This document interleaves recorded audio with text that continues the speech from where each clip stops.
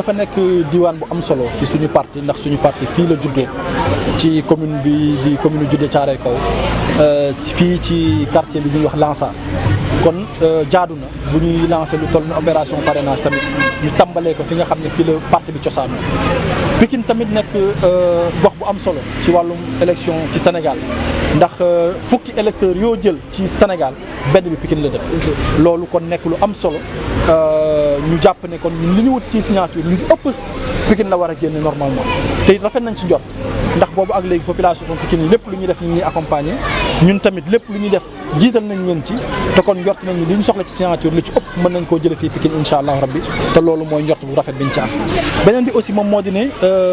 Pikine dafa nekk loo gox boo xam ne malgré importance bi mu am dafa mel dañ ko fàtte ci politique publique yi yaa ngi dégg ay politique yu bëri te gisoo ko biir Pikine yaa ngi dégg ay Promoville yaa ngi dégg PUDC donte PUDC xëy na ruralité moo ko tax a jóg yaa ngi dégg yeneen ak yeneen yoo xamante ni si ñun xëy na portion congrue bi rek moom mooy ñëw Pikine donc dinañ dem sensibiliser population Pikine yi waxtaan ak ñoom ñu xam ne parti bi seen parti la ñoom ñoo ko moom li ko soxal Sénégal la certes waaye Pikine mun ci des ginnaaw ndax ñi ko jiite Pikine la ñu sosoo te it xëy na Pikine la ñu defee seen activités yi njëkk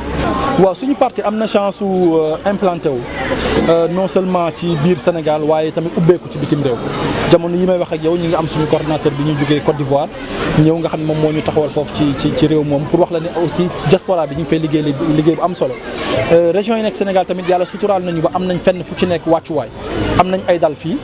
biir Dakar am nañ fi ñaari dal am nañ ci yeneen région yi dal fu ci mel ni Touba fu ci mel ni Kaolack fu ci mel ni Géoul ak Kébémer ak Louga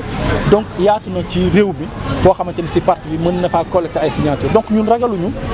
collecter signature yooyu ñu laaj pour mën a nekk en conformité ak loi bi ginnaaw loi la xeex nañ ko ba sonn mënuñu si dara jàlle nañ ko par force dañuy mën lu dul conformé wu te am nañ njort bu rafet ne dinañ mën a conformé wu incha allah